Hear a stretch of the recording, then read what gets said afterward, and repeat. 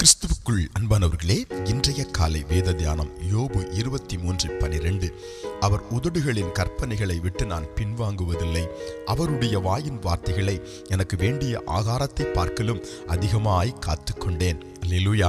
இன்னைக்கு அநேகரிடத்தில் காணப்படுகிற ஒரு மோசமான ஆவி பின்மாற்றத்தின் ஆவி, அல்லாவிட்டால் பின்வாங்கும் ஆவி, அல்லாவிட்டால் மறுதலிக்கும் ஆவி. ஆனால் உபத்திரவத்தின் மேல் உபத்திரவம் உச்சகட்டமாய் வந்த போதிலும் யோபு பக்தன் அழகாக சொல்கிறார், நான் உமது உதடுகளின் கற்பனைகளை விட்டு பின்வாங்குவதில்லை. உடைய கற்பனைக்கு நான் துரோகம் செய்ய மாட்டேன். உடைய வார்த்தையை விட்டு நான் நிச்சயமாய் வழி விலகி போக மாட்டேன். அதிலே உறுதியாய் இருப்பேன்.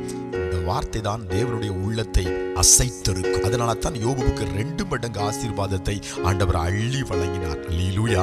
மட்டுமல்ல, அவர் சொல்கிறார், கர்த்தருடைய வசனத்தை, கர்த்தருடைய வார்த்தையை என் பூமிக்குரிய சாப்பாட்டை காட்டிலும், பூமிக்குரிய ஆகாரத்தை காட்டிலும், உடலுக்கு போஷக கொடுக்கிற ஆகாரத்தை காட்டிலும் ரொம்ப மேன்மையாக விசேஷமாக எண்ணி அதை காத்துக்கொண்டேன் அப்படிங்கிறார். அல்லேலூயா.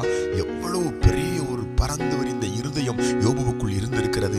ஒன்று, அவர் சொல்கிறார், என்ன வந்தாலும் என்ன நடந்தாலும் நான் பின்வாங்கி போக மாட்டேன். 2வது, அவர் சொல்கிறார், என்ன வந்தாலும் என்ன நடந்தாலும் கர்த்தருடைய வார்த்தையை நான் காத்துக்கொள்ளுவேன், காவலாளியாக இருப்பேன் என்று சொல்கிறார்.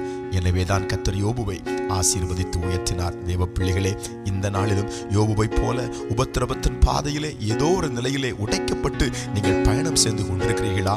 இன்றைக்கும் ஆண்டவரே, உடைய வார்த்தையை விட்டு பின்வாங்க மாட்டேன், உடைய வார்த்தையை காத்துக்கொள்வேன் என்று சபதமிடுங்கள், உறுதியெடுங்கள். கர்த்தர் யோபுவுக்கு மனம் இறங்குனது போல நமக்கு மனம் இறங்கி அற்புதம் செய்வார். ஜெபிக்கலாம். அன்பின் பரலோக பிதாவே, இந்த காலை வேளையிலும் நாங்கள் உம்மை விட்டு பின்வாங்காமல் உம்முடைய வசனத்தை காத்துக்கொள்ளும் இருதயத்தை எங்களுக்கு தாரும். ஜெபத்தில் இணைந்திருக்கிற பிள்ளைகளுடைய கண்ணீரை இப்பொழுது துடையும், அற்புதத்தை செய்யும். இயேசுவின் நாமத்தில் ஆமென், ஆமென்.